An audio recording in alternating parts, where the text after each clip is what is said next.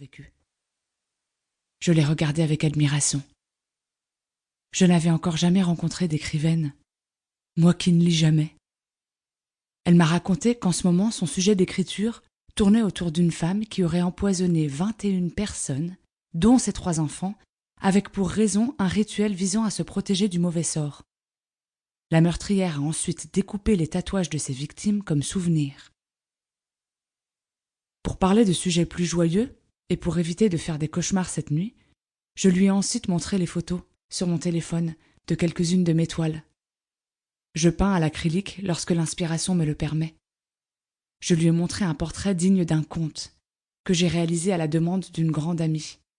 Je lui ai aussi montré cet arbre mort peint, celui près de ma yourte, dans lequel les insectes et autres petites bêtes viennent trouver refuge. J'aime peindre. Cela me détend. Nos amis discutaient toujours entre eux. Rien ne les arrête lorsqu'ils ont un verre dans la main. De mon côté, je commençais à avoir vraiment trop bu. Je décidai alors de rentrer chez moi, quand Natacha m'a pris par le bras. « Je t'accompagne. Tu vas pas rentrer toute seule. »« Oh, mais tu sais, on ne risque rien ici. » lui ai-je répondu en souriant. Elle décidait malgré tout de m'accompagner. Nous avons salué nos amis et avons emprunté le chemin menant en haut du village.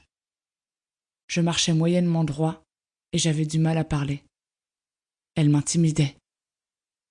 Elle me posait des questions sur mes toiles, me demandait si je vivais bien dans ma yourte. Nous avons vaguement parlé de son chien qui nous suivait. Elle me dit qu'il est le chien de sa mère, qu'elle a à le garder pendant quelques jours. Nous avons aussi parlé de nos habitats, jusqu'à l'écolieu. J'ai ouvert le portail en fer forgé, une clôture entoure le terrain, et nous sommes entrés. « Voici ma yourte, Natacha », lui ai-je dit en pointant du doigt la deuxième. Elle est superbe. Je me demande comment une petite nana comme toi a pu construire sa propre maison. Nous avons marché sur le chemin de pierre menant jusqu'à chez moi. Mes amis m'ont aidé, bien sûr. On s'est entraidés pour chacune des 5 yourtes. C'est un beau boulot. Oui. On a pris un modèle traditionnel de yourte que l'on a un petit peu modifié afin qu'elle s'adapte au climat français. Comme tu vois, le toit dépasse par exemple. Ça m'épate. Je lui ai fait visiter l'intérieur, décoré de violet, d'orange et de blanc, des tentures psychédéliques au mur, quand elle s'est arrêtée et m'a pris la main. Fanny. Je l'ai regardée, le cœur battant à toute vitesse.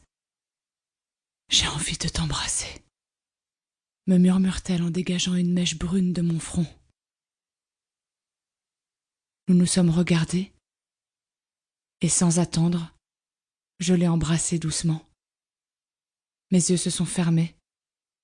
Je me suis soudainement sentie la femme la plus heureuse. Tous mes sens étaient en éveil, quand j'ai réalisé que Natacha était la femme que j'attendais depuis tout ce temps. Elle était là, tout près de moi, enfin. Je lui ai caressé les cheveux, lui ai souri, et nous nous sommes embrassés plus fougueusement. « T'es belle », m'a-t-elle dit avec un large sourire.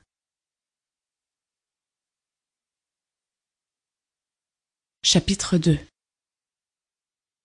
Je me souviens que nous avons passé la nuit dans les bras l'une de l'autre, à nous embrasser et nous câliner. J'étais sur un nuage de paradis. Je me rappelle notre première nuit ensemble. On était si bien. On se découvrait, me répond Natacha souriante. Le soleil commence à tourner. Je suis éblouie. Je sors mes lunettes noires de mon joli sac violacé offert par ma belle-mère et les place sur mon visage. Nono nous attend, mon cœur, me rappelle Natacha. Nono, notre ami fou de pierres précieuses et de lithothérapie, a construit sa maison lui-même dans la forêt du village voisin. Il est anarchiste, amoureux de la nature, refusant le mode de vie que notre société nous impose. Il vit tranquillement, fait quelques brocantes pour vendre ses pierres et quelques bijoux réalisés par lui-même.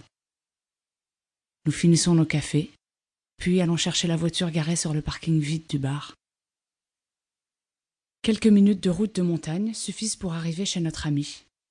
Sa maison est petite, mais largement suffisante pour lui tout seul.